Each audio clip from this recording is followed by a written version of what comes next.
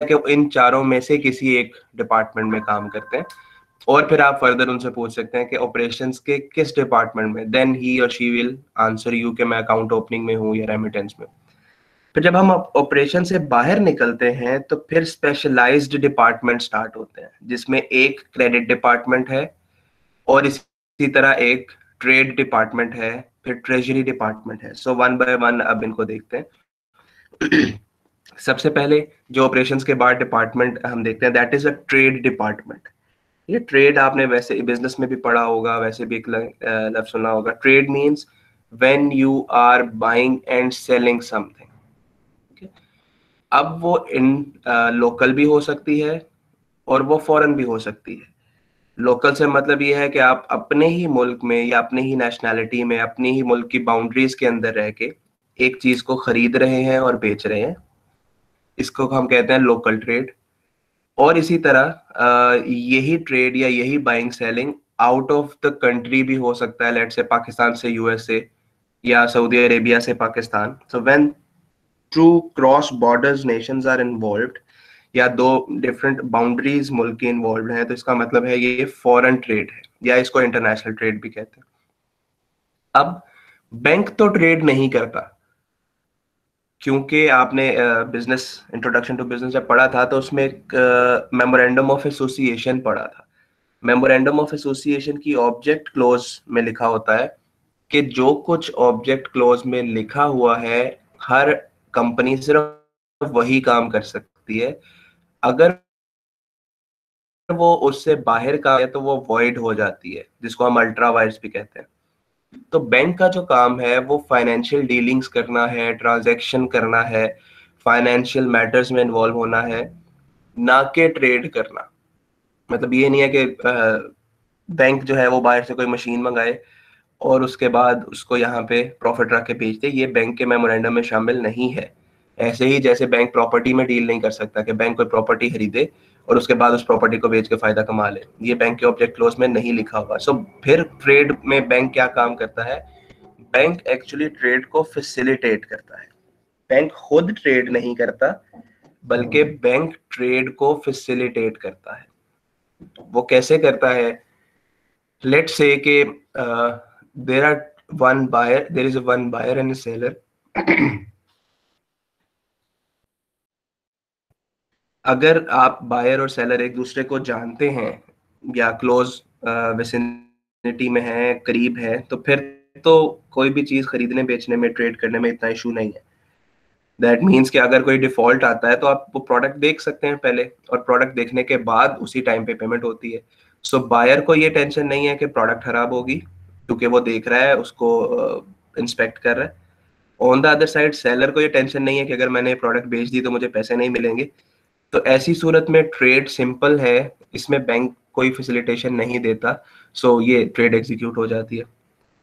But assume के buyer और seller एक दूसरे को नहीं जानते। अब ऐसी सूरत में डाउट क्रिएट होता है कि बायर को ये डाउट है कि प्रोडक्ट ठीक नहीं मिलेगी मुझे, और सेलर को ये डाउट है कि मुझे पेमेंट नहीं मिलेगी। सो ऐसे मामलात में फिर बैंक इन्वॉल्व होता है। इसको हम कह रहे हैं बैंक फैसिलिटेट कर रहा है। बैंक कैसे कैसे फैसिलिटेट करता है? इसमें से एक ट्रांजैक्शन, लेटर ऑफ क्रेडिट की ट्रांजैक्शन हम देखते हैं। सी अगर तो दो मुख्तलिफ शहर हैं, जैसे एक लाहौर है और एक कराची है फॉर एग्जांपल, बायर लाहौर में मौजूद है और सेलर कराची में मौजूद है। अब ये ट्रेड बहुत आसान नहीं है, लेकिन बहुत मुश्किल भी नहीं है, क्योंकि आप सेम कंट्री में मौजूद है। अगर आप चाहें तो यहाँ से ट्रेवल कर सकते हैं, कोई वीजा रिक्वायरमेंट नहीं है, कोई पासपोर्ट रिक्वायरमेंट नहीं है, कोई ऐसी रिस्ट्रिक्शंस नहीं है कि आप एक जगह से दूसरी जगह ट्रेवल नहीं कर सकते, जैसा कि इंटरनेशनल होता है। अगर आप यूएसए जाना चाहें, आपके पास जितना मर्जी पैसा है, बट अगर यूएसए का वीजा आपके पास नहीं है तो आप नहीं ट्रेवल कर सकते। सो मुल्क के अंदर ये प्रॉब्लम नहीं है, इसलिए कंपैरेटिवली ये आसान है। लेकिन still there is a risk के बायर लाहौर में है और सेलर कराची में है, तो जो चीज भेजी जाएगी, शिप की जाएगी, या ट्रांसपोर्ट किसी ट्रांसपोर्टेशन के थ्रू भेजी जाएगी, बाय एयर भेजी जाए या बाय रेलवे भेजी जाए या बाय ट्रक भेजी जाए, हो सकता है कि वो चीज जब बायर के पास लाहौर में पहुंचे तो वो चीज डैमेज हो। सो बायर को ये रिस्क मौजूद है, और सेलर को रिस्क मौजूद है कि अगर वो शिपमेंट कर देता है, कोई चीज भेज देता है और उसके बाद सेलर पेमेंट ना करे, तो इस पॉइंट ऑफ व्यू से दोनों के दरमियान फिर बैंक अपना रोल प्ले करता है। बैंक एक डॉक्यूमेंट जिसको हम लेटर ऑफ क्रेडिट कहते हैं, उसके थ्रू बायर और सेलर दोनों की हेल्प करता है। ठीक है, अब हम इसको थोड़ा डिटेल में इंटरनेशनल ट्रांजैक्शन के पर्सपेक्टिव से मैं आपको बताता हूँ, ताकि आपको अंदाजा हो जाए कि ट्रेड डिपार्टमेंट में काम क्या होता है। थोड़ा सा टेक्निकल होगा, थोड़ा सा डिफिकल्ट भी हो सकता है वो, तो जहाँ पे आपको समझ नहीं आएगी आप हैंड रेस कर दीजिएगा ताकि मैं वहां पे रुक जाऊँ। ये बुक में, किसी बुक में शायद ये चीजें मौजूद ना हो, इसलिए इसको साथ साथ ही अंडरस्टैंड करते जाइएगा, और जो नहीं समझ आएगी वो मुझसे पूछ लीजिएगा। अगर बल्कि यू हैव 2 मिनट्स, आप एक पेपर और एक पेन लें या कोई भी रजिस्टर, मैं 2 मिनट वेट करता हूँ वो लें, ताकि कुछ चीजें जो मैं बताऊँ वो आप लिख सकें।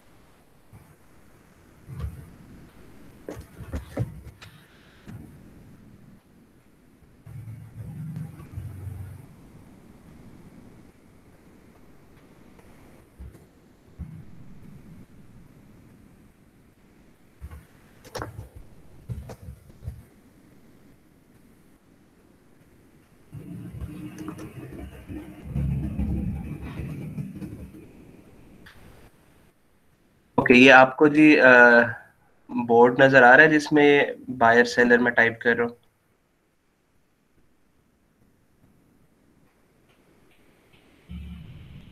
No sir.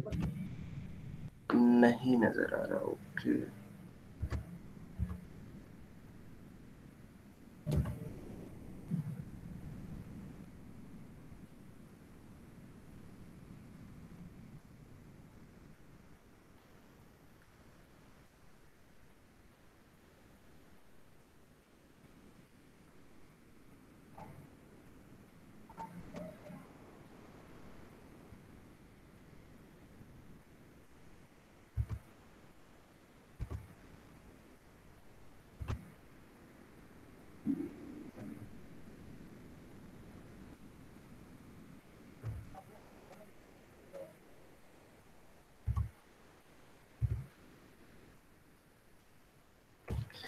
आप अपने इसमें देखिएगा, चैट में जो पहला I shared a jam file with the meeting, ये ओपन करें, देखें ओपन होता है।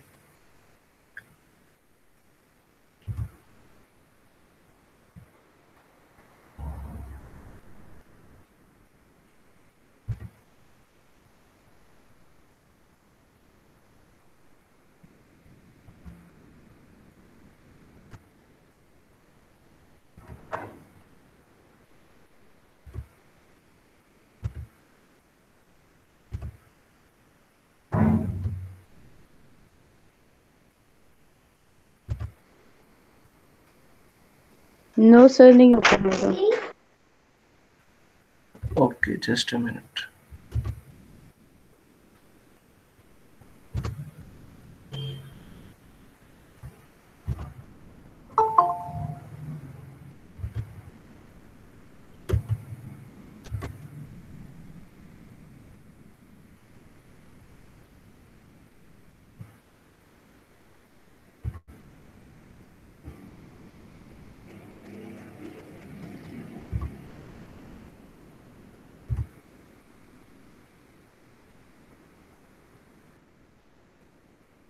सर ये प्ले स्टोर पे जाके, वहाँ पे जाके पहले इंस्टॉल करना पड़ेगा, उसके बाद मेरी ओपन हो, वहाँ पे यही ऑप्शन आ रही है। नहीं, आई डोंट थिंक। चलो मैं दोबारा ट्राई करता हूँ, just a minute.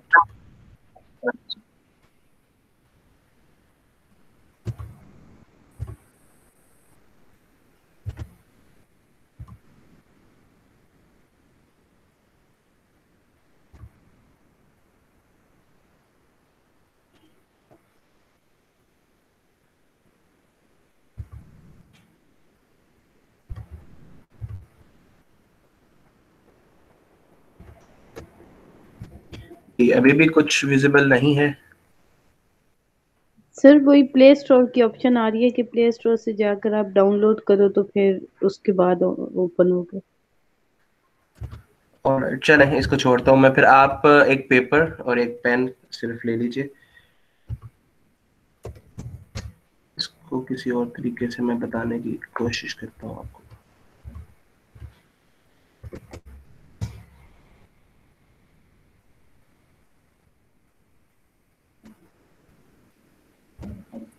Sir visible है मुझे। चलो मे बी वो मोबाइल्स पे ओपन ना हो। एनी हाउ वर्ड की फाइल अब आपको नजर आ रही होगी, इसी के थ्रू ट्राई करते हैं। देखिए, मैं आपको जो चीज बताने जा रहा हूँ that is letter of credit. उसके हवाले से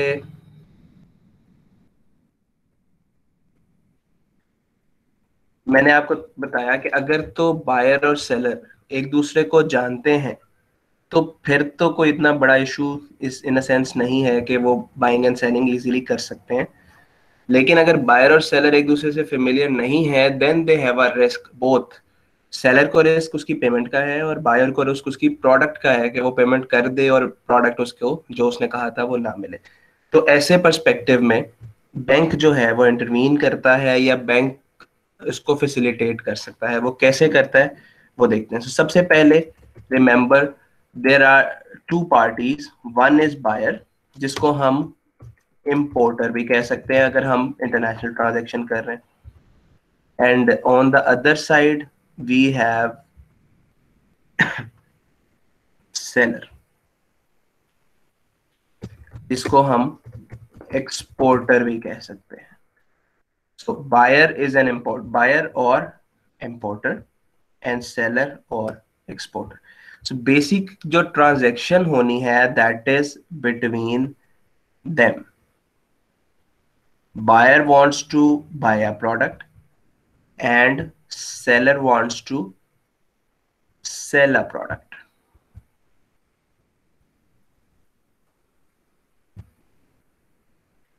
But because they both have a risk, तो ऐसी सूरत में दोनों अपने अपने बैंक्स को इन्वॉल्व करते हैं। सो एक्चुअली जो पार्टीज हैं लेटर ऑफ क्रेडिट में कम से कम वो तीन होती हैं।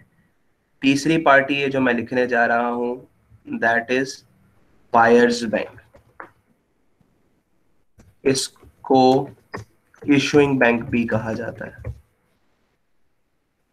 सो मिनिमम ये तीन पार्टीज मिनिमम इन्वॉल्व होती हैं एंड नॉर्मली चार पार्टीज होती हैं। सो मिनिमम पार्टीज का मतलब ये है कि अगर आप लेटर ऑफ क्रेडिट इशू कराना चाह रहे हैं तो ये तीनों पार्टीज मौजूद होनी चाहिए, बायर या इंपोर्टर और एक्सपोर्टर एंड इशुइंग बैंक। अलबत्ता ट्रांजैक्शन को स्मूथ करने के लिए या इजीली पूरा करने के लिए चार जो पार्टीज हैं वो नॉर्मली इन्वॉल्व होती हैं। चौथी जो पार्टी है दैट इज सेलर्स बैंक या इसको बेनिफिशरीज बैंक भी कहते हैं। बेनिफिशियरी इसलिए कहते हैं because seller is actually the beneficiary. Beneficiary वो होता है जिसको ट्रांजैक्शन का फायदा हो रहा होता है। सो फायदा सेलर को हो रहा है, उसको पैसे मिल रहे हैं, उसकी सेल जनरेट हो रही है। Now what is being done in this transaction which is letter of credit कि इंपोर्टर और एक्सपोर्टर, चले मैं इसको फर्दर एक्सप्लेन कर देता हूँ। लेट्स से कि जो इंपोर्टर है वो पाकिस्तान में है, यानी कि बायर पाकिस्तानी है, और जो चीज इंपोर्ट की जा रही है वो यूएसए से है।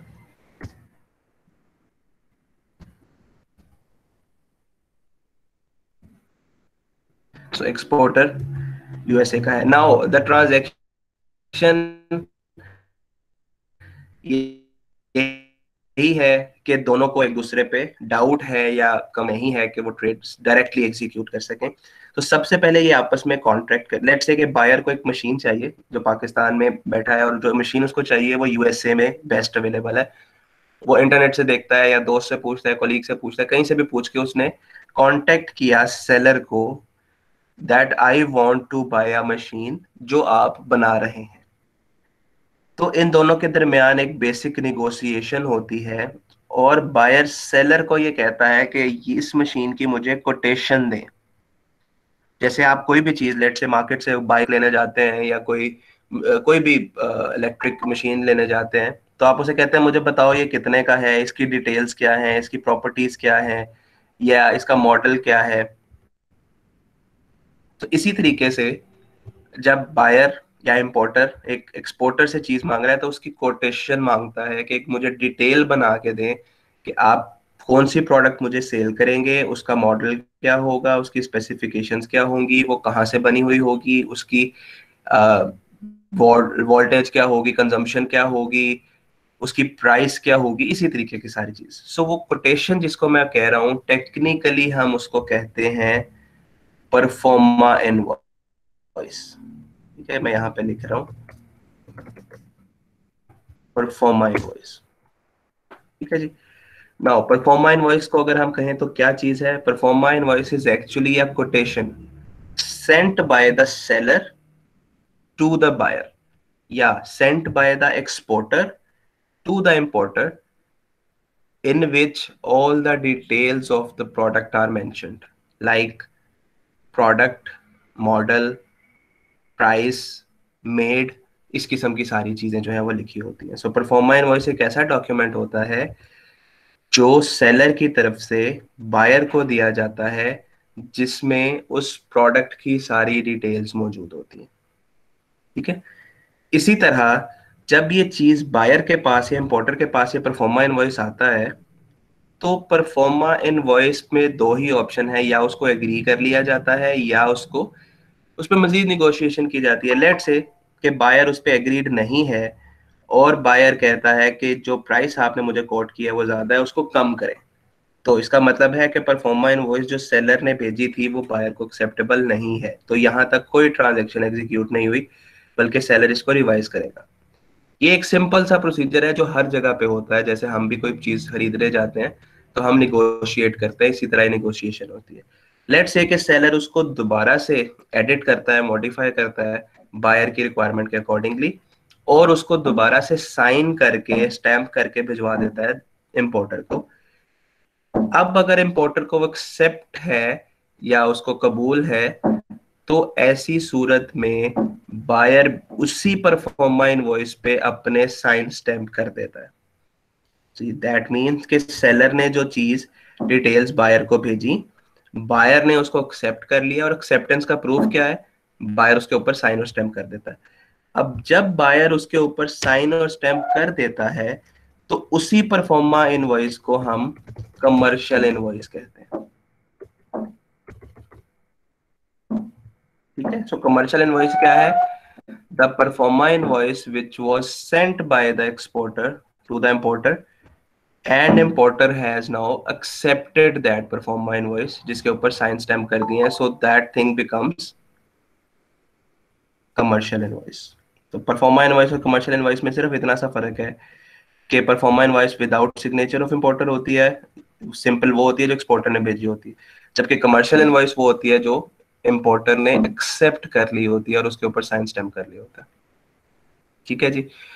अब सर कमर्शियल की डेफिनेशन दोबारा बताइएगा। Commercial invoice is actually the document which is accepted by the importer and duly signed and stamped by both the parties, exporter as well as importer. Commercial invoice एक ऐसा document है जो exporter ने भेजा था importer को, जिसमें सारी प्रोडक्ट की डिटेल्स मौजूद थी, और बायर ने उन सारी डिटेल्स को, जिसमें प्राइस भी थी, जिसमें मॉडल भी था, जिसमें प्रोडक्ट की डिटेल्स भी थी, एज इट इज एक्सेप्ट कर लिया है कि बिल्कुल मैं यही चीज लेना चाह रहा हूँ। सो बायर ने जब एक्सेप्ट करना है तो उसका प्रूव होना चाहिए कि बायर ने एक्सेप्ट किया है, तो प्रूफ के तौर पे वो उसी इनवॉइस के ऊपर साइन कर देता है, स्टैम्प कर देता है कि मैं एक्सेप्ट करता हूँ कि ये डिटेल्स यही चाहिए, ऐसी ही प्रोडक्ट मुझे चाहिए और इसी प्राइस पे मैं एग्री भी करता हूँ। तो जब उस पे साइन स्टैम्प हो जाते हैं बायर की तरफ से, सो वही परफॉर्मा इनवॉइस फिर हमारी कमर्शियल इनवॉइस कहलाती है। जी सर। ओके देन, अब इन दोनों के दरमियान एक डील डन हो गई है, but remember they both have risk on each other, they both have distrust on each other. तो ऐसी सूरत में फिर हम बैंक को इन्वॉल्व कर रहे हैं, जिसको हम बायर्स बैंक, इशूइंग बैंक कहते हैं. अगेन, सेलर को क्या डाउट है कि बायर पेमेंट नहीं करेगा, बायर को क्या डाउट है कि सेलर जो प्रोडक्ट भेजेगा वो ठीक नहीं भेजेगा. तो इन दोनों के डाउट को खत्म करने के लिए एक्सपोर्टर इंपोर्टर को कहता है कि आप मुझे लेटर ऑफ क्रेडिट भेजें. अब लेटर ऑफ क्रेडिट है क्या, उसकी यहाँ पे मैं एक डेफिनेशन छोटी सी लिखता हूं. लेटर ऑफ क्रेडिट बेसिकली एक अंडरटेकिंग है by issuing bank. Issuing bank कौन सा है, जो बायर का बैंक है. That if all documents are clean, ये क्लीन क्या और क्लियर, ये मैं अभी आपको डिटेल में बताता हूं. Clean, importer will make the payment. ठीक है, अंडरटेकिंग कहने या इसको आसान लफ्ज में मैं गारंटी कह देता हूं. ठीक है, वैसे अंडरटेकिंग का वर्ड बेहतर होता है. लेटर ऑफ क्रेडिट क्या है, एक गारंटी है इशूइंग बैंक की तरफ से कि अगर सारे डॉक्यूमेंट्स क्लीन और क्लियर हुए तो जो इंपोर्टर है, जो बायर है, वो एक्सपोर्टर को पेमेंट करेगा ही करेगा. If importer does not make payment, then importer bank will pay to the exporter on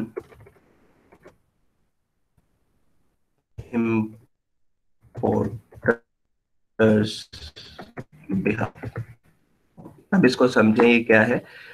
letter of credit एक ऐसा डॉक्यूमेंट है, एक ऐसी फैसिलिटी है जिसमें जो इशूइंग बैंक है, यानी कि ये वाला बैंक, बायर्स बैंक, जो इंपोर्टर का बैंक है, वो एक्सपोर्टर को, रिमेंबर एक्सपोर्टर को क्या डाउट था कि उसको पेमेंट नहीं मिलेगी, तो उस रिस्क को खत्म करने की कोशिश कर रहा है इंपोर्टर का बैंक कि अगर आपने जो चीजें ये इस कमर्शियल इनवॉइस में लिखी गई हैं, जो भी डिटेल, ये जो कमर्शियल इनवॉइस मैंने यहाँ पे लिखी है, जो भी कमर्शियल इनवॉइस में डिटेल्स आपने लिखी थी, अगर वो सारी चीजें डॉक्यूमेंट्स में क्लियर हैं, सब कुछ ठीक भेजा है आपने, वो सारी डॉक्यूमेंटेशन ठीक है, तो इंपोर्टर आपको पेमेंट करेगा.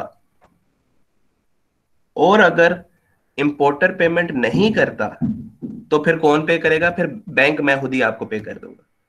ठीक है, सो लेटर ऑफ क्रेडिट इशू कौन करता है, ये बायर का बैंक इशू करता है. तो बेसिकली बायर का बैंक एक गारंटी दे रहा है कि अगर सारे डॉक्यूमेंट्स जो एक्सपोर्टर ने दिए हैं वो ठीक हैं, ये डॉक्यूमेंट्स क्या क्या हैं, ये चीज अभी आपको क्लियर नहीं होगी क्योंकि अभी ये मैंने बतानी है, लेकिन कॉन्सेप्ट सिर्फ लेटर ऑफ क्रेडिट का समझ लें कि एक्सपोर्टर को डाउट था कि मुझे पेमेंट नहीं मिलेगी, तो उसको डाउट को खत्म कौन कर रहा है, ये इशूइंग बैंक, कि अगर आपने जो चीजें भेजनी थी वो उनके डॉक्यूमेंट्स ठीक होते हैं तो इंपोर्टर आपको पेमेंट लाजमी करेगा, ये मैं गारंटी करता हूँ.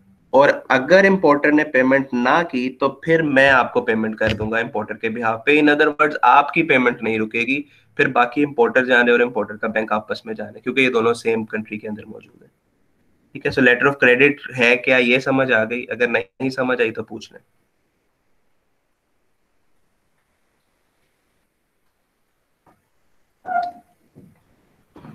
जी, क्लियर हो गई ये बात? मुझे बता देता है कि हम आगे मूव करें. Yes sir. सर ये इसमें जो सेलर बैंक है वो भी आप बताएंगे उसका रोल? जी जी बिल्कुल, जी बिल्कुल. अभी मैं उन 3 बेसिक पार्टीज की बात कर रहा हूँ जिसमें लेटर ऑफ क्रेडिट इन्वॉल्व है. ये एक्चुअली एक फैसिलिटेटर होता है, ये इसका रोल अभी मैंने बताना है. ठीक है, वो समझ आ ठीक है गया. जी. सो ये लेटर ऑफ क्रेडिट की डेफिनेशन है, मैं इसको नीचे कहीं लिख रहा हूँ. Okay, now what was the process. Seller ने सबसे पहले एक डॉक्यूमेंट भेजा इंपोर्टर को जिसको परफॉर्मा इनवॉइस कहा. इंपोर्टर को वो एक्सेप्ट था, कबूल था, उसने उसके ऊपर साइन स्टैम्प कर दिए, वो कमर्शियल इनवॉइस बन गई. अब लेटर ऑफ क्रेडिट क्या है ये मैंने आपको बता दिया. तो इंपोर्टर जाता है अपने बैंक के पास जिसको हम कह रहे हैं इशूइंग बैंक. सो इंपोर्टर ये डॉक्यूमेंट लेके जाता है कमर्शियल इनवॉइस. कमर्शियल इनवॉइस लेके अपने बैंक के पास जाता है और कहता है कि मुझे एक लेटर ऑफ क्रेडिट इशू कर दे, इसीलिए इसको इशूइंग बैंक कहते हैं क्योंकि लेटर ऑफ क्रेडिट ये इशू करता है। लेटर ऑफ क्रेडिट इशू कर दें जिसमें ये सारी डिटेल्स मेंशन कर दें जो इस कमर्शियल इनवॉइस में लिखी है। यानी कि लेटर ऑफ क्रेडिट में ये लिख दें कि जो प्राइस है वो लेट से $10 मिलियन हमारी फिक्स हो गई है, प्रोडक्ट जो है वो यूएसए मेड होगी। आप देखते हैं ना कोई भी प्रोडक्ट है वो चाइना मेड है, मेड इन पाकिस्तान है, मेड इन टर्की है, तो उसने रिस्ट्रिक्शन लगाई कि जी जो चीज होगी वो यूएसए की बनी होनी चाहिए। उसके अलावा it should be inspected bye ABC company. अब ये इंस्पेक्शन क्या है ये भी मैं अभी आपको बताऊंगा। ये मैं अभी सिर्फ वो चीजें बता रहा हूं जो बायर चाह रहा है। कमर्शियल इनवॉइस में जो लिखी गई थी वो सारी चीजें लेटर ऑफ क्रेडिट में लिखी जाए। लेटर ऑफ क्रेडिट एक्चुअली एक डॉक्यूमेंट, एक स्पेसिफिक फॉर्मेट पे बना डॉक्यूमेंट है, कागज का टुकड़ा ही समझ लें आप उसको, जिसमें वो सारी चीजें एक तरतीब से लिखी चली जा रही है। जैसे हम कहते हैं ना एप्लीकेशन कोई देनी है तो एप्लीकेशन आप किसी भी तरीके से लिख सकते हैं, इंग्लिश में लिख सकते हैं, उर्दू में लिख सकते हैं, पहले नाम लिख लें बाद में रोल नंबर लिख लें, पहले रोल नंबर लिख लें बाद में नाम लिख लें, कोई फर्क नहीं पड़ता। लेकिन अब जब उसका कोई फॉर्मेट बनाते हैं तो फिर वो स्पेसिफिक हो जाता है। जैसे एक फॉर्मेट आपने फॉर्म फिल किया होगा अपना एडमिशन के वक्त, उसमें पहले नाम ही आना था, फिर उसके बाद फादर्स नेम था, फिर CNIC था, एक तरतीब थी। लेटर ऑफ क्रेडिट भी इसी तरह एक फॉर्मेट है कि उसी फॉर्मेट के मुताबिक चीजें बनानी होती है। तो अब वो जो चीज कमर्शियल इनवॉइस पे लिखी थी वो सारी लेटर ऑफ क्रेडिट में एक्चुअली ट्रांसफॉर्म हो रही है कि उसकी वर्थ क्या है प्रोडक्ट की, वो बनी कब की होनी चाहिए, कहाँ से होनी चाहिए, वो किसी कंपनी से इंस्पेक्शन भी उसकी होनी चाहिए, उसको जो डिलीवरी डेट है वो 31 जनवरी 2021 से ज्यादा नहीं होनी चाहिए। सो वो सारी डिटेल्स जो कमर्शियल इनवॉइस में थी वो एक लेटर ऑफ क्रेडिट के तौर पे बना दी जाती हैं। किसकी तरफ से? बायर्स बैंक या इशूइंग बैंक की तरफ से। सो अगेन एक्सपोर्टर ने परफॉर्मा इनवॉइस इंपोर्टर को दिया, इंपोर्टर ने एक्सेप्ट किया, वो कमर्शियल इनवॉइस बन गई। इंपोर्टर कमर्शियल इनवॉइस लेके अपने बैंक के पास चला गया, चले हम इस बैंक का नाम भी आसानी के लिए लिख देते हैं HBL। वो HBL के पास चला गया कि मुझे लेटर ऑफ क्रेडिट इशू कर दें, मैंने एक चीज इंपोर्ट करनी है यहां से। ठीक है, अब जब वो लेटर ऑफ क्रेडिट बन जाता है तो ये लेटर ऑफ क्रेडिट दोबारा से इंपोर्टर को दिखाया जाता है बैंक की तरफ से कि जो चीजें आपने हमें कमर्शियल इनवॉइस में दी थी हमने वो सारी चीजें बना दी हैं, आप इसको देख लें, सब कुछ ठीक है, अगर ठीक है तो बताएं, हम लेटर ऑफ क्रेडिट आगे भेज देते हैं। अब अगर वो चीजें ठीक होती हैं बाय इंपोर्टर के पर्सपेक्टिव से तो ऐसी सूरत में ये जो लेटर ऑफ क्रेडिट है ये एक्सपोर्टर के बैंक को भेज दिया जाता है। ठीक है, अब अगर चाहें तो ये डायरेक्टली एक्सपोर्टर को भी भेजा जा सकता है। मतलब अगर मैंने आपको बताया कम से कम 3 पार्टीज इन्वॉल्व होती हैं, अगर सेलर बैंक इन्वॉल्व नहीं करना चाहते तो वो डायरेक्टली सेलर को भेज दें। बट नॉर्मली सेलर जो है वो अननाउन होता है, एक छोटी पार्टी है, मतलब एक पूरे मुल्क के अंदर बैंक को तो लोग जानते हैं लेकिन एक छोटे से कस्टमर को नहीं जानते। सो इसलिए नॉर्मली एक सेलर का भी बैंक होता है, क्योंकि बैंक एक दूसरे को जानते हैं तो वो एक्सपोर्टर अपना बैंक पहले ही बता देता है कमर्शियल इनवॉइस में कि लेटर ऑफ क्रेडिट आप इस बैंक को भेज दें, मैं खुद ही से कलेक्ट कर लूंगा। अब ये letter of credit issuing bank की तरफ से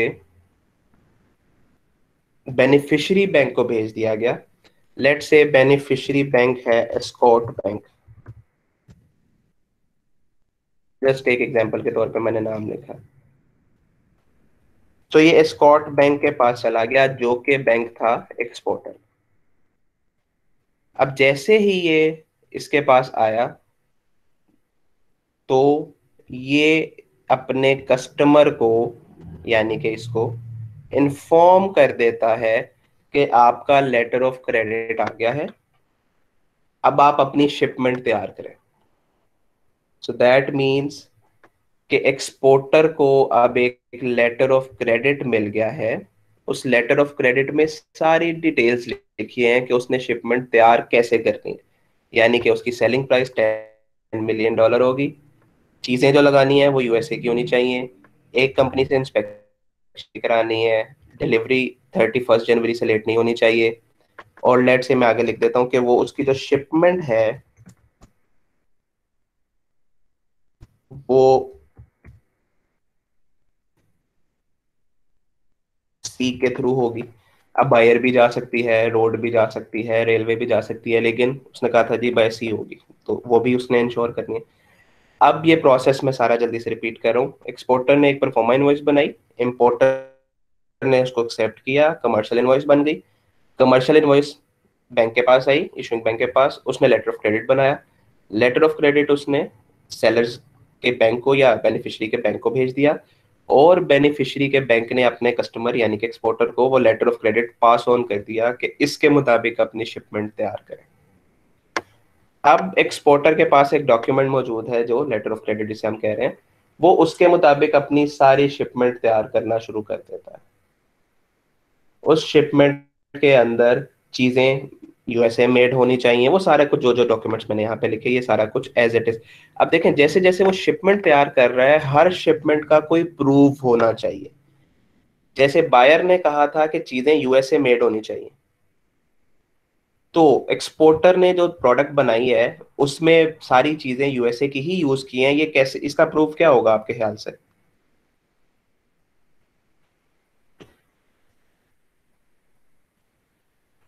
मतलब एक्सपोर्टर इंपोर्टर को कैसे ये प्रूफ देगा कि ये सारी चीजें जो मैंने प्रोडक्ट में या मशीन बनाते वक्त लगाई हैं वो सारी यूएसए की थी? आपके जहन में क्या प्रूफ आता है कि वो क्या प्रूफ दे बायर को या इंपोर्टर को कि चीजें सारी यूएसए की ही लगी हैं? सर वो रिसीट साथ अटैच करेगा। सर ये जो एग्जैक्टली वो सारी रसीदें जो उसने वो, जी जी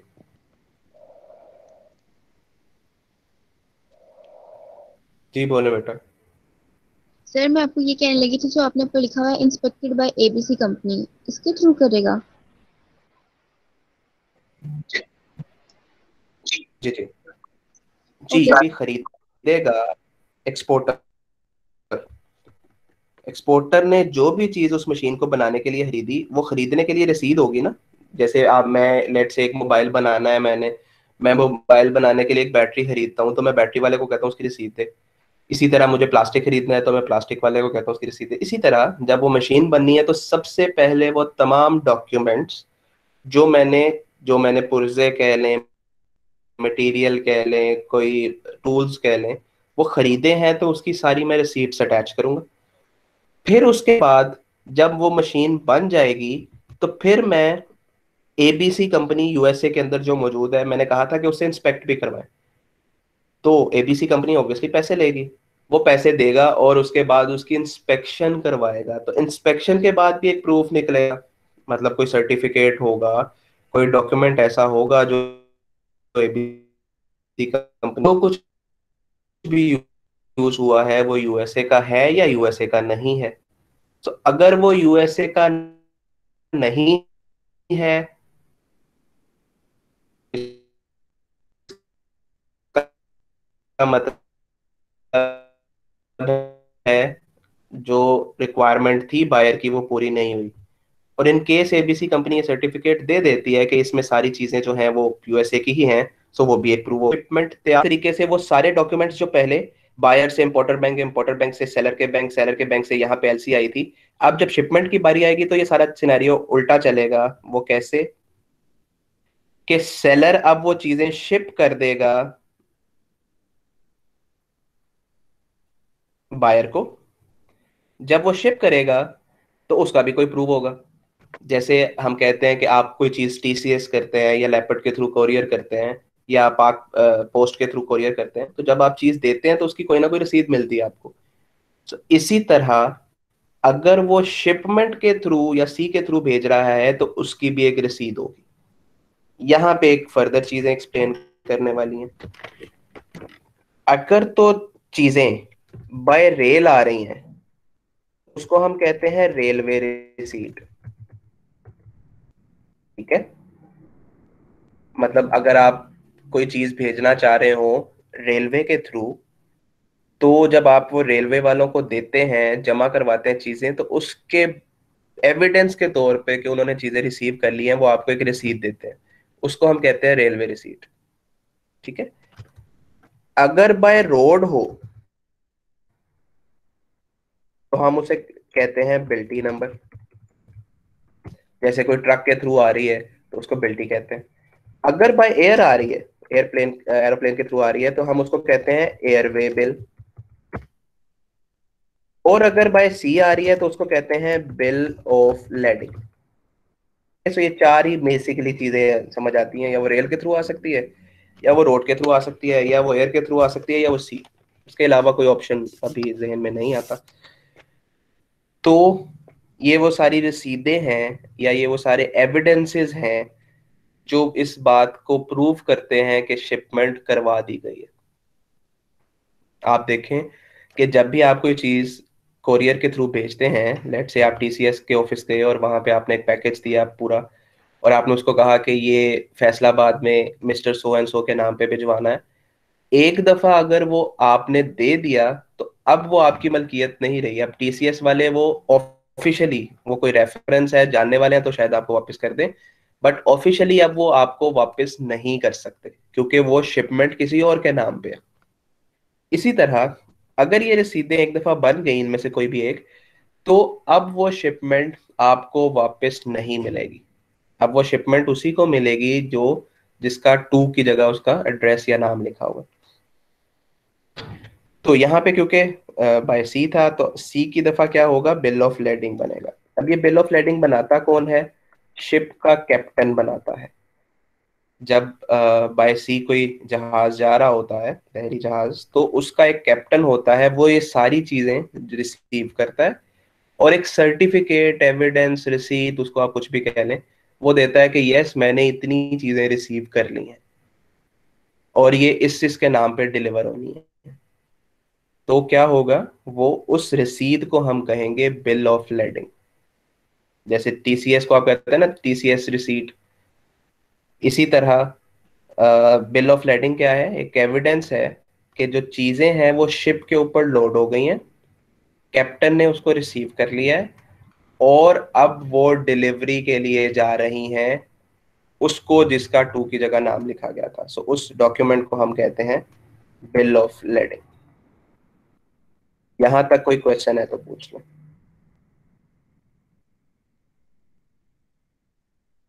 अगर नहीं है कोई क्वेश्चन तो आगे चलते हैं। तो चीजें शिप कर दी।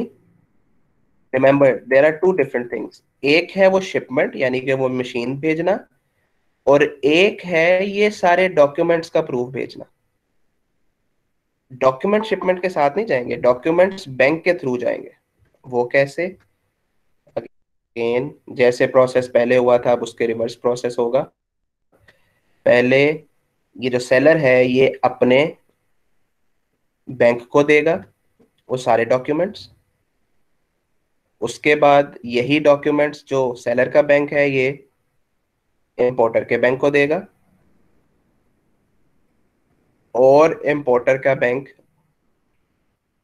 बायर के बैंक को देगा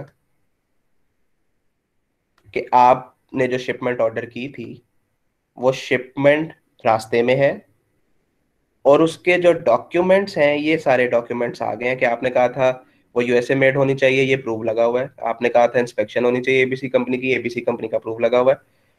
डेट आपने कही थी, इस डेट को मिल जाएगी, ये उस पर लिखा हुआ है बिल ऑफ लैंडिंग पे। आपने कहा था थ्रू सी होगा, ये साथ बिल ऑफ लैंडिंग लगा हुआ है।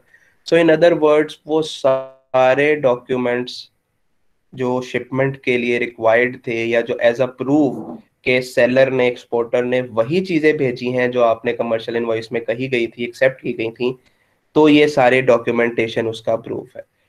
अब डॉक्यूमेंट्स आप देखें सारे ठीक हैं, क्लीन है, क्लियर हैं, मतलब जो कुछ आपने कहा था वो सारी जरूरियात पूरी हैं। अब आप अपनी पेमेंट अरेंज करें। ठीक है। सो अब क्या होगा, बायर वो डॉक्यूमेंट्स जब रिसीव कर लेगा तो बायर अपनी पेमेंट करेगा बायर के बैंक को, यानी कि अपने बैंक को, एचबीएल को, और कहेगा ये पेमेंट एक्सपोर्टर को भेज दे। सो वही प्रोसेस अब फिर से रिटर्न होने वाला है कि जैसे ही डॉक्यूमेंट्स उसको मिलेंगे तो as per the agreed terms जब भी पेमेंट ड्यू होनी थी, पेमेंट क्रेडिट भी हो सकती है, पेमेंट ऑन स्पॉट भी हो सकती है, पेमेंट डॉक्यूमेंट रिसीव करने पे भी हो सकती है, या ये भी हो सकता है कि पेमेंट का टाइम लिया जाए कि पेमेंट वो सारे डॉक्यूमेंट्स और शिपमेंट तो रिसीव हो जाएगी लेकिन पेमेंट हम 2 माह के बाद करेंगे। तो ये सारी चीजें जो भी कमर्शियल इनवॉइस में लिखी गई थी उसके अकॉर्डिंगली अब एग्जीक्यूट होनी है। सो बायर पेमेंट करेगा अपने बैंक को यानी कि एचबीएल को, एचबीएल बैंक पेमेंट कर देगा सेलर के बैंक को यानी कि स्कॉट बैंक को, और सेलर का बैंक अपने कस्टमर यानी कि सेलर को क्रेडिट कर देगा जो भी पेमेंट उसे रिसीव हुई होगी। सो ये पूरा प्रोसेस जो है that is actually the letter of credit. अब इसका फायदा क्या हुआ? फायदा ये हुआ कि सेलर को ये तसल्ली हो गई कि अगर मैंने डॉक्यूमेंट्स ठीक भेजे तो बायर पेमेंट नहीं रोक सकता। बायर रोकेगा भी तो बायर का बैंक मुझे देगा। यानी कि जो पूरा मैंने आपको सिनेरियो बताया इसमें लेट्स से कि बायर पेमेंट ना देता बैंक को, तो बैंक फिर भी इनकार नहीं कर सकता था, बैंक अपने पास से पेमेंट देता है सेलर को। सो सेलर का रिस्क खत्म। इंपोर्टर को डाउट ये था कि मुझे जो चीजें हैं वो ठीक नहीं मिलेंगी, तो इसके लिए उसने वो सारी कंडीशंस लगाई, ये जो सारे हमने लिखे हैं कि यूएसए मेड होनी चाहिए, इंस्पेक्शन होनी चाहिए, शिपमेंट का कोई प्रूफ होना चाहिए। सो वो सारे डॉक्यूमेंट्स जब उसको मिल गए तो इसका मतलब है इंपोर्टर का भी रिस्क कम हो गया कि अब शिपमेंट जो आएगी वो ठीक होगी। ठीक है, सो दिस ट्रांजैक्शन जो कि सिंपली एक बाइंग सेलिंग की ट्रांजैक्शन थी, बट क्योंकि दोनों में इंट्रैक्शन नहीं था, दो सेम मुल्क में नहीं थे, तो एक रिस्क क्रिएटेड था। उस रिस्क को खत्म करने के लिए बैंक इन्वॉल्व हुआ, जिस कह रहे हैं इशूइंग बैंक, उसने लेटर ऑफ क्रेडिट इशू किया। सो ये एक एग्जांपल है कि कैसे ट्रेड डिपार्टमेंट में काम होता है। ठीक है, सो ट्रेड डिपार्टमेंट में जो ऑफिशियल्स बैठे होते हैं, जो लोग होते हैं, जो स्टाफ होता है, वो लेटर ऑफ क्रेडिट इशू करते हैं, वो ये डॉक्यूमेंटेशन करते हैं, वो इन डॉक्यूमेंटेशन की स्क्रूटनी करते हैं। मतलब जब सेलर ने ये डॉक्यूमेंट्स भेजे तो सबसे पहले बायर बैंक वेरीफाई करेगा कि जो डॉक्यूमेंट आए हैं वो इन अकॉर्डेंस वही हैं जो कमर्शियल इनवॉइस में या लेटर ऑफ क्रेडिट में हमने लिख के दिए थे। लेट से कि इंस्पेक्शन सर्टिफिकेट नहीं लगा हुआ, लेटर ऑफ क्रेडिट में तो लिखा था कि इंस्पेक्शन होनी चाहिए, लेकिन सेलर ने इंस्पेक्शन करवाई नहीं, तो इसका मतलब है कि वो डॉक्यूमेंट्स अब क्लीन नहीं है, वो डॉक्यूमेंट्स क्लियर नहीं है। रिमेंबर लेटर ऑफ क्रेडिट की डेफिनेशन क्या थी? It is an undertaking by issuing bank that if all documents are clean, then importer will make the payment. In case यहाँ पे seller ने inspection नहीं करवाई तो इसका मतलब है अब डॉक्यूमेंट्स क्लियर नहीं है।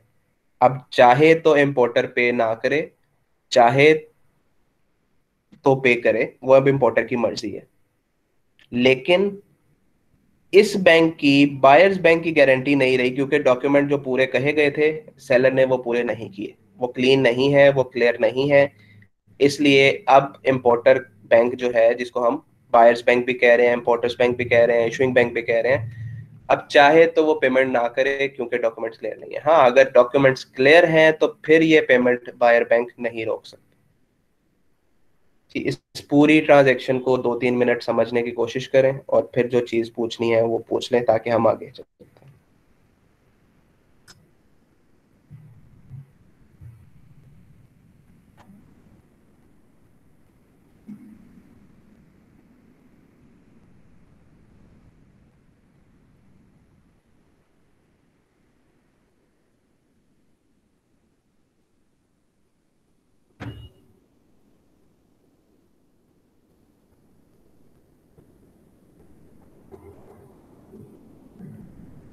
जी, कोई क्वेश्चन नहीं है? पूरी ट्रांजैक्शन समझ आ गई? Yes sir. ऑलराइट, इसको अब मैं क्लोज करने जा रहा हूँ। ये सारी चीज वैसे I am recording it as well, so जो चीज आपको समझ नहीं आएगी आप रिकॉर्डिंग में भी सुन सकते हैं। so, इस तरीके से ये एक ट्रांजैक्शन है जो ट्रेड डिपार्टमेंट परफॉर्म करता है। अभी ये मैंने आपको बताया इंपोर्टर्स के पर्सपेक्टिव से। अगर हम बात करें एक्सपोर्टर बैंक, क्योंकि ट्रेड करता है तो इंपोर्टर को भी फैसिलिटेट कर रहा है और एक्सपोर्टर को भी फैसिलिटेट कर रहा है। कुछ कस्टमर्स बैंक के ऐसे हैं जो इंपोर्ट करते हैं, कुछ कस्टमर्स ऐसे हैं जो एक्सपोर्ट करते हैं। सो एक्सपोर्टर के पॉइंट ऑफ व्यू से जब पेमेंट आती है तो वो पेमेंट कन्वर्ट करने में भी, जैसे बाहर से कभी डॉलर्स में आती है, कभी यूरो में है, कभी पाउंड में है, तो वो कन्वर्ट करके पाक रुपीस में दिए जाते हैं। इसी तरह एक्सपोर्टर का जो बैंक है वो एक्सपोर्टर को फैसिलिटेट करने के लिए कुछ approvals state bank of Pakistan से लेता है, या और इसी तरीके से बहुत सारे और डिपार्टमेंट्स हैं गवर्नमेंट के। तो ये सारा डिपार्टमेंट, इसको हम कहते हैं दैट इज ट्रेड डिपार्टमेंट। अब क्योंकि क्रॉस बॉर्डर ट्रांजैक्शंस इन्वॉल्व हैं, रिस्पॉन्सिबिलिटी बहुत ज़्यादा है, या वर्किंग भी थोड़ी टेक्निकल है, एक मुल्क तो नहीं है ट्रेड इम्पोर्टर, कुछ इम्पोर्टर्स हैं जो यूएसए से कर रहे हैं इम्पोर्ट, कुछ यूके से कर रहे हैं, कुछ जर्मनी से कर रहे हैं, कुछ ऑस्ट्रेलिया से कर रहे हैं, कुछ कनाडा से। सो हर मुल्क की एक डिफरेंट डायमेंशन है। सो इसलिए जो ट्रेड डिपार्टमेंट में काम कर रहा होता है that is a bit technical work, so उसकी रिस्पॉन्सिबिलिटी भी ज़्यादा है, तो उसकी वर्थ भी ज़्यादा है और उसकी सैलरी भी ज़्यादा है। तो तरतीब से जो स्टार्ट की थी, the first one was cash department, then clearing department, फिर अकाउंट ओपनिंग, रेमिटेंस और ट्रेड डिपार्टमेंट। सो इसी तरीके से उनकी सैलरीज और वर्थ और जो रिस्पॉन्सिबिलिटीज हैं वो बढ़ती जाती हैं, और उनकी जो मार्केट स्टैंडिंग है वो भी बढ़ती जाती है। इसके बाद जो नेक्स्ट डिपार्टमेंट है दैट इज क्रेडिट डिपार्टमेंट। जो क्वेश्चन आपको पिछले लेटर ऑफ क्रेडिट में पूछना चाहिए था और आप सबने, किसी ने भी मुझसे नहीं पूछा, वो ये था कि बैंक इतनी बड़ी गारंटी क्यों लेगा कि वो इम्पोर्टर के बिहाफ पे करे। आपके किसी के ज़हन में भी ये क्वेश्चन नहीं आया?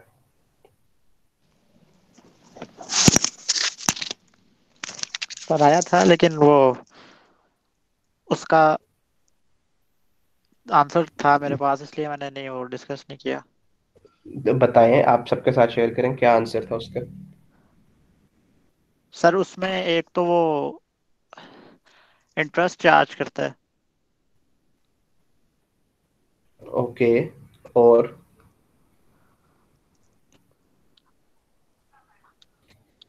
इंटरेस्ट तो एक बड़ी मिनिमम सी अमाउंट है ना। लेट्स से कि शिपमेंट है 100 मिलियन की, अब 100 मिलियन के ऊपर कितना इंटरेस्ट चार्ज हो जाएगा? लेट्स से चले 1 मिलियन कर लेते हैं, ये 1 मिलियन भी बहुत ज्यादा है, लेकिन चले 1 मिलियन। सर उसमें ना एक 100 और मिलियन चीज भी होती है, वो जो फॉरेन करेंसी हेज होता है ना, जी वो भी वो वाला फैक्टर भी उसमें होता है, इसलिए। नहीं, फॉरेन करेंसी हेजिंग का तो सिर्फ ये मतलब है कि आपने डॉलर आज 160 रुपए का, आपको लगता है 170 रुपए का हो जाएगा, तो आप आज ही खरीद के रख लें, तो चले आपने 10 रुपए बचा लिए एक डॉलर के पीछे। बट रिस्क इज कि अगर इंपोर्टर ने पे ना किया तो इंपोर्टर के बैंक को पे करना पड़ेगा, और अगर वो शिपमेंट है 100 मिलियन की तो इंटरेस्ट मिलना है 1 मिलियन। 1 मिलियन के पीछे वो 100 मिलियन का रिस्क ले रहा है। Is it a good option for a bank के वो सिर्फ 1 मिलियन कमाने के लिए इतना बड़ा रिस्क ले रहे? सो हेयर आपका किसी हद तक आंसर ठीक है, बाकी आंसर मैं करता हूँ। सो वो जो रिस्क की हम बात कर रहे हैं, जो कवरेज की हम बात कर रहे हैं, that is the work of credit department, ठीक है, जो अभी हम पढ़ने जा रहे हैं। एक्चुअली जो लेटर ऑफ क्रेडिट है ये एक फैसिलिटी है इंपोर्टर को कि आप चीजें इंपोर्ट कर लें, हम आपके बिहाफ पे लेटर ऑफ क्रेडिट इशू कर देते हैं, लेकिन रिस्क हम कवर करेंगे। और रिस्क कैसे कवर करेंगे? पहला तरीका तो ये है कि जो भी चीजें, ये जो भी शिपमेंट आएगी, वो शिपमेंट इंपोर्टर के नाम पे नहीं आएगी बल्कि बैंक के नाम पे आएगी। जिसका मतलब ये है कि बिल ऑफ लेडिंग, जो मैंने आपको बताया था एक एविडेंस है कि चीजें शिप हो गई हैं, वो बिल ऑफ लेडिंग के अंदर जो रिसीवर होगा वो इंपोर्टर नहीं होगा बल्कि वो रिसीवर बैंक होगा। अगर इंपोर्टर पे नहीं करता तो बैंक वो चीजें बेच के अपना पैसा पूरा कर लेगा। ये है एक सिक्योरिटी। फिर इसके अलावा अगर फिर भी रिस्क कवर नहीं होता, या बैंक को लगता है कि कस्टमर या इंपोर्टर जो है वो इस क्रेडिट वर्दीनेस का नहीं है कि उसको लेटर ऑफ क्रेडिट इशू किया जाए, तो बैंक एडिशनल फैसिलिटी भी मांग सकता है। फॉर एग्जाम्पल एडिशनल सिक्योरिटी मांग सकता है। फॉर एग्जाम्पल बैंक उसके raw material, stock, debts, property के ऊपर कोई, आप समझ लें जैसे कि कंपनी है एक, वो कंपनी की एक फैक्ट्री है, तो बैंक कह सकता है इस फैक्ट्री को हमारे पास मॉर्टगेज रखवाएं। मॉर्टगेज का मतलब ये है कि इन केस कस्टमर पे नहीं करता तो ये प्रॉपर्टी हम बेच देंगे और अपना पैसा रिकवर कर लेंगे। तो उसकी पूरी डॉक्यूमेंटेशन होती है पीछे। इसी तरह रॉ मटेरियल स्टॉक के ऊपर हाइपोथिकेशन करवा लेना। दैट मीन्स कि अगर कस्टमर ने पैसे पे ना किए तो बैंक आपका सारा स्टॉक बेच देगा और अपने पैसे पूरे कर लेगा। इसकी बैक पे भी डॉक्यूमेंटेशन होती है।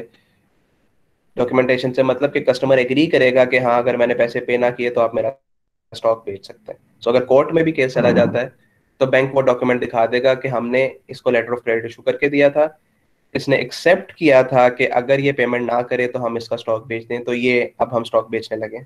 सो बैंक उसको एग्री करेगा और कोर्ट भी उसको एग्री करेगा।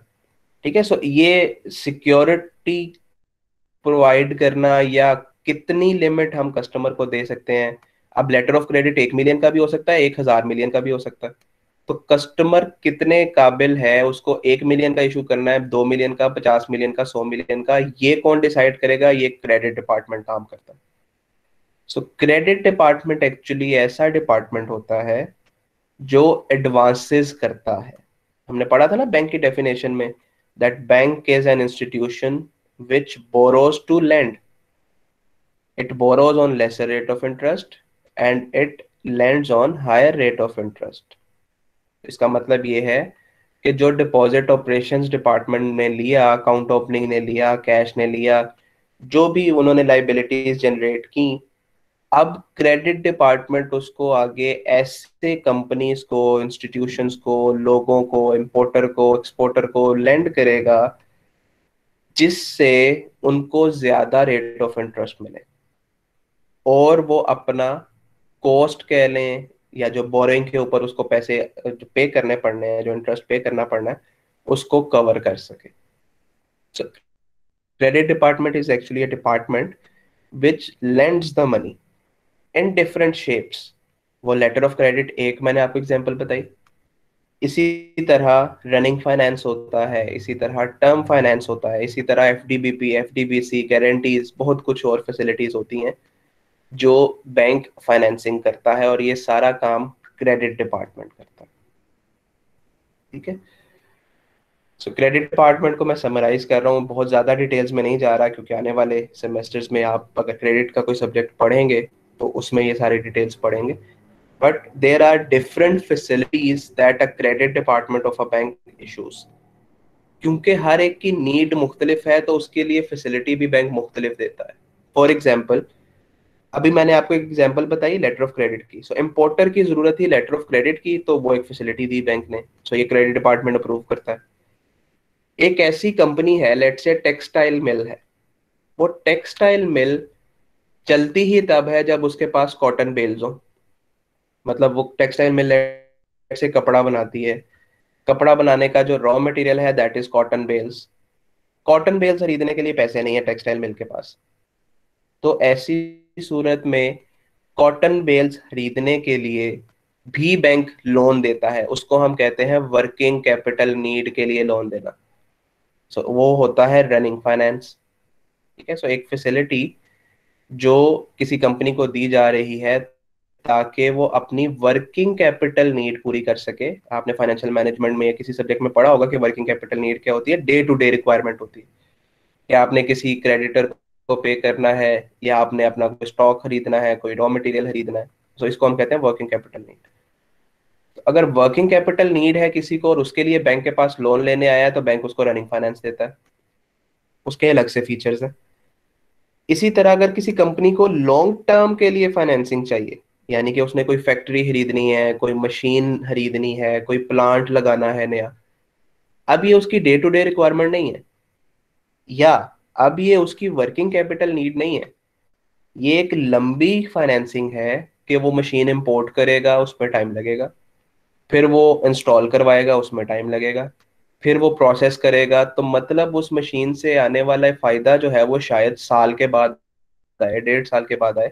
तो ये डे टू डे रिक्वायरमेंट नहीं है। ऐसी सूरत में वो रनिंग फाइनेंस नहीं दिया जाता बल्कि टर्म फाइनेंस दिया जाता है। टर्म फाइनेंस का मतलब कि 5 साल के लिए लोन, 10 साल के लिए लोन, 6 साल के लिए लोन। ठीक है। सो इस तरह depending upon the needs of the borrower, depending upon the needs of the customer, credit department मुख्तलिफ फैसिलिटीज अलाउ करता है जो उनकी ज़रूरियात के मुताबिक होती हैं, और उनको different rate of interest charge कर किया जाता है। कहीं पे कमीशन चार्ज किया जाता है, कहीं पे इंटरेस्ट चार्ज किया जाता है। और रिमेंबर, सिर्फ पैसा देना कमाल नहीं है, पैसा रिकवर करना कमाल है। सो ऐसे कस्टमर्स को दिया जाएगा जो वापस भी करें। सो क्रेडिट डिपार्टमेंट की रिस्पॉन्सिबिलिटी है कि वो ऐसे कस्टमर्स आइडेंटिफाई करें जो पैसा वापस भी कर सके। पैसा लिया तो हर एक बंदे से जा सकता है, लेकिन पैसा दिया नहीं जा सकता, क्योंकि डिफॉल्ट हो जाएगा, बैंकरप्सी हो जाएगी, तो क्रेडिट की रिस्पॉन्सिबिलिटी बढ़ गई। इसी तरह लोन दे दिया तो लाजमी नहीं है कि वो जो लोन दिया गया तब तो उसका बिजनेस सही चल रहा था जिसने लोन लिया, लेकिन बाद में भी सही चले। तो सिर्फ लोन देना नहीं है या प्रिडिक्ट नहीं करना फ्यूचर, बल्कि उसको सिक्योर भी करना है। वो सिक्योर कैसे करना है? डिफरेंट किस्म की सिक्योरिटीज लेके, चाहे वो स्टॉक के ऊपर हो, चाहे वो रॉ मटेरियल के ऊपर हो, चाहे वो किसी घर, प्रॉपर्टी, कोई फैक्ट्री, कोई बिल्डिंग, कोई प्लांट, मशीनरी, किसी के ऊपर हो। सो दैट मीन्स बैंक जब भी लोन देगा तो उसको सिक्योर करेगा मुख्तलिफ एसेट्स के साथ, बोरोवर के एसेट के साथ। सो वो बोरोवर्स के जो एसेट्स हैं वो कैसे पता चलेंगे? उसकी बैलेंस शीट से। आपने बैलेंस शीट देखी होगी किसी ना किसी कंपनी की। बैलेंस शीट के दो पार्ट्स होते हैं, एक एसेट साइड होती है, एक लायबिलिटी साइड होती है। एसेट साइड में भी फिर फर्दर दो चीजें होती हैं, करंट एसेट्स होते हैं और लॉन्ग टर्म एसेट्स होते हैं, एंड सिमिलरली लाइबिलिटीज में होते हैं। सो अगर हम देखें कि कस्टमर 1 बिलियन का लोन मांग रहा है फॉर एग्जांपल, और उसकी जो टोटल एसेट है वो है सिर्फ 400 मिलियन के, इसका मतलब है कि अब क्रेडिट डिपार्टमेंट को ये सोचना पड़ेगा कि जितना ये लोन मांग रहा है इतने तो इसके एसेट ही नहीं है। तो इसका मतलब है उसको वो एनालिसिस भी करना है कि क्या कस्टमर को लोन दिया जाए या ना दिया जाए।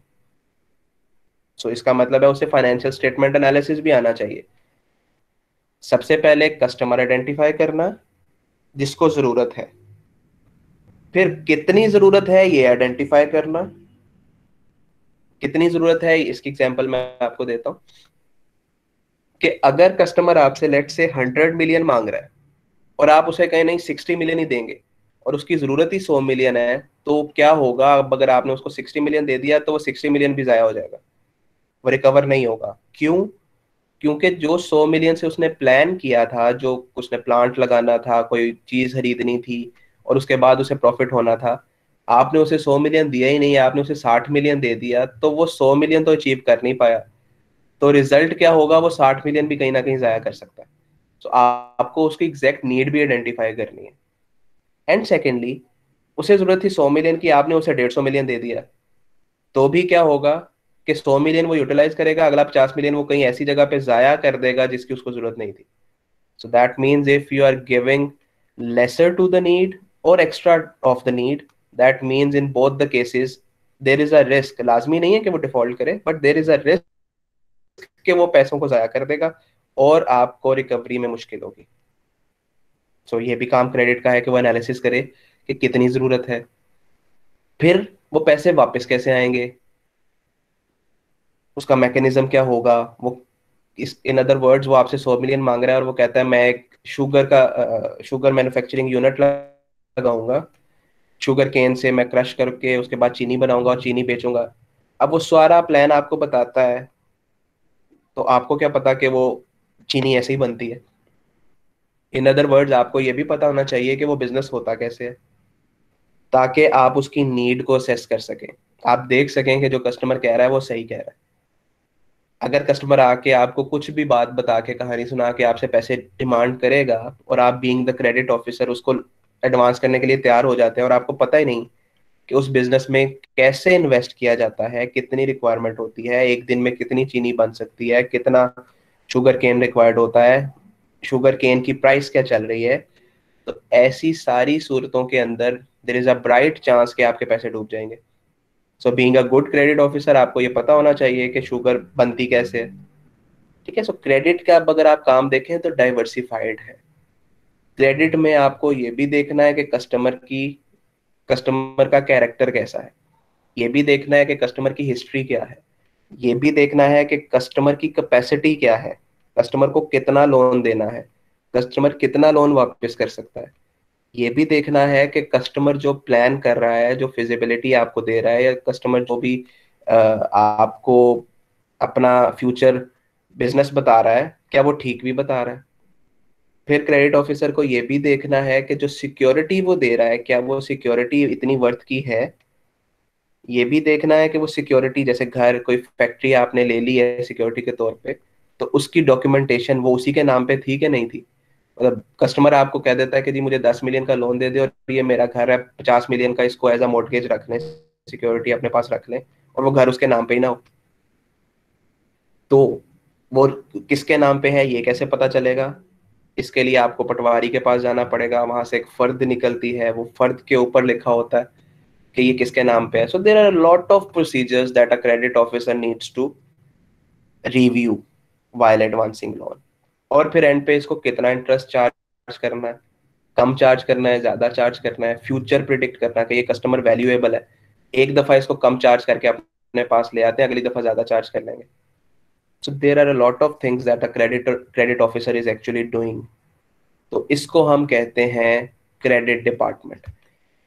क्रेडिट डिपार्टमेंट बैंक्स के कुछ बेहतरीन डिपार्टमेंट में से एक होता है। सबसे बेहतरीन डिपार्टमेंट ट्रेजरी डिपार्टमेंट होता है, और ट्रेजरी के बाद जो सेकंड बेस्ट डिपार्टमेंट है बैंक में, दैट इज क्रेडिट डिपार्टमेंट, और थर्ड बेस्ट है trade department, and then account opening, फिर रेमिटेंस, फिर क्लियरिंग, और फिर कैश। ठीक है, so credit department is one of the best departments in the bank. Credit department की फिर फर्दर सेग्रीगेशंस होती हैं। यहां तक कोई क्वेश्चन है तो पूछ लें। जी सर, एक क्वेश्चन है कि जी इसमें इस जो आपने पहले बताया था लेटर ऑफ क्रेडिट, जी जी उसमें भी इसी तरह होता है कि अगर एक इम्पोर्टर अपने बैंक के पास गया लेटर ऑफ क्रेडिट इशू करवाने के लिए, तो अगर उसने ऑर्डर प्लेस किया हुआ है 1 मिलियन का, जी जी तो उसके अकाउंट में भी 1 मिलियन से ज्यादा होने चाहिए, ठीक है। या इतने के उसके नहीं, एसेट्स होने चाहिए? देखें, जब भी कोई ट्रेड डिपार्टमेंट के पास जाता है कि मुझे लेटर ऑफ क्रेडिट इशू करना है, तो ट्रेड डिपार्टमेंट पहले उसे क्रेडिट पे रेफर करता है कि पहले जाके अपनी क्रेडिट लिमिट अप्रूव कराएं कि हम आपको लेटर ऑफ क्रेडिट इशू भी कर सकते हैं कि नहीं कर सकते। ठीक ठीक है। है, सो क्या होगा कि क्रेडिट डिपार्टमेंट के पास वो बोरोवर आएगा, या जो कस्टमर आएगा, या इम्पोर्टर आएगा, और अब बैंक देखेगा कि क्या इस कस्टमर पे रिस्क लिया जा सकता है कि नहीं लिया जा सकता। अगर तो रिस्क लिया जा सकता है, जैसे लेट से वो कस्टमर पैकेजेस है, या वो नेस्ले है, या वो यूनिलीवर है, तो ऐसी सूरत में उससे सिक्योरिटी नहीं मांगी जाती कि ये इतनी बड़ी नेटवर्थ की कंपनीज हैं कि ये 100-150 मिलियन के पीछे डिफॉल्ट नहीं करेंगी, या बैंक को पैसा वापस करने से इनकार नहीं करेंगी क्योंकि उनकी रेपुटेशन खराब होगी। तो ऐसी सूरत में क्रेडिट ऑफिसर एनालाइज करेगा कि इसको हमने क्या सिक्योरिटी रख के ये फैसिलिटी देनी है। एग्जाम्पल, नेस्ले अगर आपसे फैसिलिटी लेने आ रहा है ट्रेड की, लेटर ऑफ क्रेडिट की, तो बैंक सिर्फ कहेगा, बैंक नॉर्मली जो करता है, बैंक कहता है कि सिर्फ जो बिल ऑफ लेडिंग होगा वो बैंक के नाम पे होगा, हमें और कोई सिक्योरिटी नहीं चाहिए। सिर्फ इतना है कि जब शिपमेंट आएगी तो वो बैंक के नाम पे आएगी, आप बैंक को पेमेंट करेंगे, बैंक वो शिपमेंट आपके नाम पे ट्रांसफर कर देगा, आप जाके रिसीव कर लें, इतनी सिक्योरिटी काफी है। और अगर नेस्ले पेमेंट नहीं करेगा तो बैंक उस शिपमेंट को, क्योंकि वो बैंक के नाम पे शिपमेंट आई हुई है, बैंक उसको रिसीव करेगा, शिपमेंट को मार्केट में बेचेगा और अपना पैसा रिकवर कर लेगा। सो ये है एक बड़े कस्टमर की बात कि आपने उसके अगेंस्ट क्या लिया, सिर्फ शिपिंग डॉक्यूमेंट्स की सिक्योरिटी ले ली, सिर्फ वो बिल ऑफ लेडिंग अपने नाम पे करवा लिया, बस इतनी सी सिक्योरिटी। लेकिन एक कस्टमर ऐसा है जो मार्केट में नया है, जिसके बारे में कोई हिस्ट्री नहीं है, कोई सुना नहीं हुआ उसके बारे में, ऐसी सूरत में बैंक कहता है कि मुझे शिपिंग डॉक्यूमेंट भी सिक्योरिटी के तौर पे दे, यानी कि वो जो बिल ऑफ लेडिंग होगा वो बैंक के नाम पे होगा, प्लस मुझे आप अपनी कोई फैक्ट्री भी मॉर्टगेज करवाएं कि अगर आपने पेमेंट ना की तो हम ये फैक्ट्री भी बेच सकते हैं। तो ये एक रिस्क का नया लेवल है कि जी बैंक को इतना रिस्क है कि वो सिर्फ शिपिंग डॉक्यूमेंट नहीं बल्कि फैक्ट्री के ऊपर भी बात करता है। अच्छा, ये सेकंड लेवल हो गया। थर्ड पे बात करते हैं कि बैंक को इससे भी ज्यादा रिस्क है कि ये कस्टमर शायद फ्रॉड भी कर जाए फैक्ट्रीज के नाम पे, अभी तो है, बाद में ये कोई एम्बेजलमेंट कर सकता है या बैंक के साथ फ्रॉड कर सकता है। ऐसी सूरत में फिर बैंक कहता है कि आप अपने अकाउंट में उतने पैसे रखवाएं जितने की लेटर ऑफ क्रेडिट आप इशू करना चाहते हैं, और हम उसको ब्लॉक कर लेंगे, यानी कि आप विड्रॉ नहीं कर सकते। जब तक आपकी शिपमेंट क्लियर नहीं हो जाती, लेटर ऑफ क्रेडिट खत्म नहीं हो जाता जो बैंक ने फैसिलिटी दी थी, तब तक बैंक आपको अलाउ नहीं करेगा कि आप वो पैसे विड्रॉ कर सके। सो ये एक रिस्क का नया लेवल है। ठीक है, सो ये जो रिस्क एनालिसिस है ये क्रेडिट ऑफिसर कर रहा होता है कि किस रिस्क के ऊपर इसको हम लोन दे सकते हैं या कोई फैसिलिटी दे सकते हैं। क्लियर हो गया ये? जी सर, हो गया क्लियर। ओके, सो क्रेडिट डिपार्टमेंट की हम बात कर रहे थे। क्रेडिट डिपार्टमेंट को फिर फर्दर सब कैटेगराइज किया जाता है प्राइमरीली दो हिस्सों में। एक होती है रिलेशनशिप साइड, बल्कि तीन हिस्सों में। एक होती है रिलेशनशिप साइड, एक होती है रिस्क मैनेजमेंट या अप्रूविंग अथॉरिटी, और एक होती है क्रेडिट एडमिनिस्ट्रेशन या डिसबर्समेंट। अब ये तीनों क्या चीजें हैं? देखिए, रिलेशनशिप साइड से मतलब ये है कि जो कस्टमर के साथ इंटरेक्शन कर रहा है। लेट्स से कि मैं एक रिलेशनशिप मैनेजर हूँ, मैं नेस्ले के पास जाता हूँ, कहता हूँ कि आप जो लोन लेना है आप वो मुझसे आके ले लें। सो that means I am on relationship side. अब कस्टमर मुझे कहता है ठीक है आप मुझे रनिंग फाइनेंस की 100 मिलियन की लिमिट दे दें, तो मैं उसकी प्रपोजल मेकिंग करता हूँ। मैं एक प्रपोजल बनाता हूँ, लंबा सा लिखता हूँ उसमें कि जी नेस्ले को हम टारगेट किया, नेस्ले से हमने एग्री किया कि हम उसे 100 मिलियन लोन देंगे, इस रेट के ऊपर देंगे, ये सिक्योरिटी उससे लेंगे, ये सारी टर्म्स एंड कंडीशंस होंगी। सो मैं क्या कर रहा हूँ, I am on a relationship side. ये सारा प्रपोजल बना के मैं अपनी अप्रूविंग अथॉरिटी को भेज दूंगा। ठीक है, मैं अप्रूविंग अथॉरिटी नहीं हूँ, I am simply the person who is making a credit proposal. फिर अप्रूविंग अथॉरिटी, उसमें रिस्क मैनेजमेंट भी शामिल है, उसमें हायर अथॉरिटी भी शामिल है, उसमें बोर्ड ऑफ डायरेक्टर्स भी हो सकते हैं। सो वो एनालिसिस करेंगे कि जो प्रपोजल मैंने भेजा है क्या वो इस वर्थ का है कि उसे अप्रूव कर लिया जाए। मतलब वो रिस्क एनालिसिस करेंगे, अगर उन्हें लगता है कि कस्टमर ठीक है, वो अपने तौर पे काम कर रहे होते हैं सारे, तो वो उसको आपके क्रेडिट प्रपोजल को अप्रूव कर देंगे। और अगर नहीं है वो अच्छा, तो इसका मतलब है वो आपके क्रेडिट प्रपोजल को रिजेक्ट कर देंगे।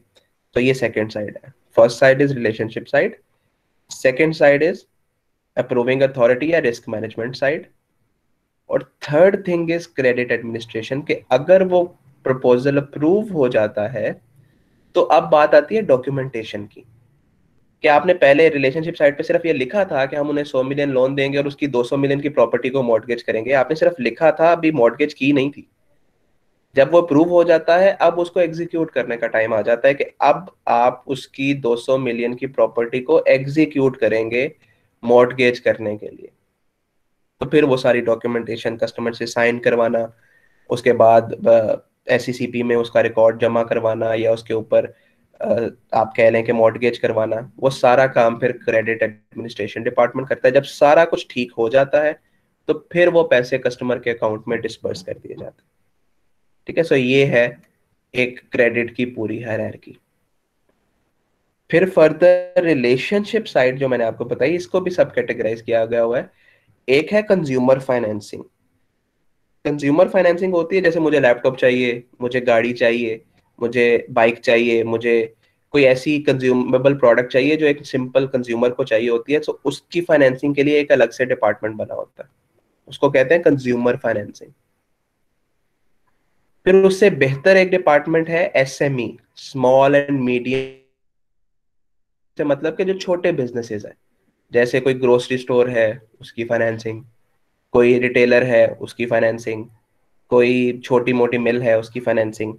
सो ये एसएमई कर रही होती है, उनको लोन शायद 10 मिलियन देना है, 15 मिलियन देना है, 20 मिलियन देना है। सो ये अलग डिपार्टमेंट देख रहा होता है। फिर आता है कमर्शियल, एसएमई से बड़ा। कमर्शियल डिपार्टमेंट का मतलब कि अब एक बड़ा लोन है, कंपैरेटिवली बड़ा लोन है। जैसे फॉर एग्जांपल अब हम होलसेल मार्केट पे आ जाते हैं, रिटेलर से निकल के एक ऐसा स्टोर है या एक ऐसा इंस्टीट्यूशन आपसे लोन लेने आया है जो स्मॉल और मीडियम नहीं है बल्कि कंपैरेटिवली एक बड़ा इंस्टीट्यूट है। उसकी फाइनेंसिंग लेट से 50 मिलियन है, 100 मिलियन है, 70 मिलियन है, 80 मिलियन है, सो उसके लिए कमर्शियल डिपार्टमेंट मौजूद है। और फिर कुछ ऐसे कस्टमर्स हैं जो बहुत ही बड़े लेवल पे, उनको हम कहते हैं कॉर्पोरेट कस्टमर्स। आपने अक्सर देखा भी होगा कहीं पे लिखा हुआ है कॉर्पोरेट बैंकिंग। कॉर्पोरेट बैंकिंग का मतलब नेस्ले है, यूनिलीवर है, बाटा है, सर्विस है, एम्पोरियंट है, इसी तरह पैकेजेस है। ठीक है, सो ये सारे कॉर्पोरेट कस्टमर्स आते हैं। अब कॉर्पोरेट को डील करने के लिए अलहदा से डिपार्टमेंट बना हुआ है। ऐसा क्यों है, डिपार्टमेंट्स क्यों बने हैं? कि लेट से कंज्यूमर, एक छोटा जो कंज्यूमर है जिसने गाड़ी लेनी है, जिसने लेट से कोई लैपटॉप लेना है, उसको ज्यादा से ज्यादा आपने 10-15 मिलियन की फाइनेंसिंग करनी है, और कॉर्पोरेट को कम से कम आपने कोई 150-200 मिलियन की फाइनेंसिंग करनी है। तो दोनों इंडिविजुअल की स्पेशलाइजेशन में फर्क है, दोनों के एक्सपोजर में फर्क है। एक ऐसा बंदा जो 15 मिलियन से ज्यादा कभी उसने फाइनेंसिंग नहीं की, अगर आप उसको कॉर्पोरेट में बिठा देंगे और कोई कस्टमर आएगा कि मुझे 1 बिलियन की फाइनेंसिंग चाहिए, तो वो उस वर्किंग पे उसके मुताबिक काम ही नहीं कर सकता, क्योंकि उसका एक्सपोजर ही नहीं है 1 बिलियन वाला। ठीक है, सो इसलिए फिर रिलेशनशिप साइड्स में भी डिफरेंट कैटेगरीज बनाई हैं, ताकि बेहतरीन तरीके से कस्टमर्स को के साथ रिलेशनशिप कायम किया जा सके और उनको सर्विसेज दी जा सके। सो यहाँ तक था क्रेडिट डिपार्टमेंट। सो मैंने क्रेडिट डिपार्टमेंट में आपको बताया कंज्यूमर फाइनेंसिंग होती है, एसएमई फाइनेंसिंग होती है, कमर्शियल फाइनेंसिंग होती है, और फिर कॉर्पोरेट फाइनेंसिंग होती है। और 3 साइड्स होती हैं, रिलेशनशिप साइड जो प्रपोजल मेकिंग करती है, अप्रूविंग अथॉरिटी जो रिस्क मैनेजमेंट करती है, एंड क्रेडिट एडमिनिस्ट्रेशन साइड जो कि डॉक्यूमेंटेशन पूरी करती है बैंक को सिक्योर करने के लिए। यहां तक कोई क्वेश्चन है तो पूछ लें।